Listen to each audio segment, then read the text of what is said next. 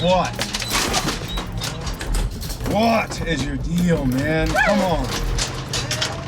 You're slobbering all over my seats. Maybe just take crazy down. Just like one notch. Just one notch, that's it. Maybe we could get along. And if we get along, maybe we could even have some fun. Thank you, gentlemen, so much for being with us today. Now, I want to talk about the dog. Why do we need to see this? What do we need to learn from this? I'll let you go, Channing.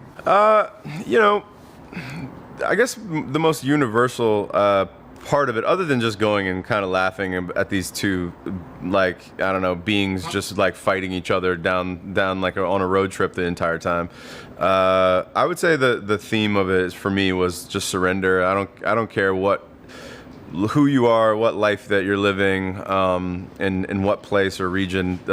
At some point, you're gonna have to accept something that, you know, might not be the easiest thing to do, and just surrender to whatever is. And that's what I would say is like the theme or the lesson, I guess. But truly, it's just a fun road trip. I don't know if you've ever been on a road trip. Like, you know, a lot of crazy stuff usually happens. Yeah. You know, you never know what you're gonna get into. I know I have 2 dogs now, and one of them really saved my life. There's the whole story there. Oh, that's great. Yes, and now to Reed, what did you learn from it for directing?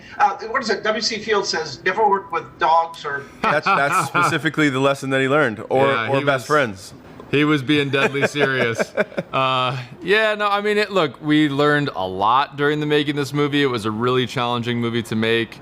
I actually think the silver lining of working with a dog is they force you to be really present. I mean, it's very much like the story of the film.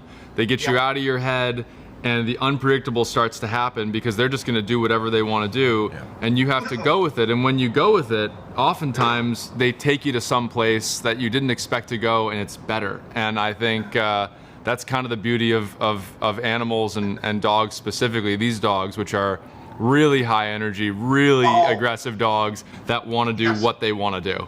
Yes, now let's make that point. Remember 101 Dalmatians came out, people got Dalmatians, then they ended up in shelters. This Belgian Malinois is not for everybody. They're very high maintenance. No, they're very smart.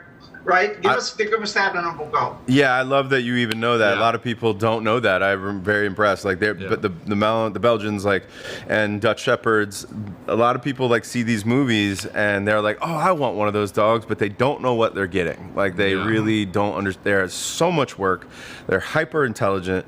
They're hyper motivated. They're work dogs, but they also have, I mean, there's a reason why people use them for this sort of protection work. They have a propensity to be very protective, and you know, biting is an element of that. You know, they're very mouthy dogs. Like, you know, I have one, and the way that we play, she's like, you know, didn't bite me hard, but she, you know, wraps her mouth around me, and that's the way she plays. And they're not to like have unless you really know what you're doing. I always say that. I do also host a pet show, and I say know your breed. Oh wow! Yeah. How about that? That's cool. You so That's much. really Reed, cool. Thank you. It's called Pet Pass TV if you go online. I would love to check that out. Yeah, that's great. Thank you so much, both Thank of you. you. I Thank love you. the movie. Oh, thank you so much. Appreciate that. That's awesome. Thank you. Thank you.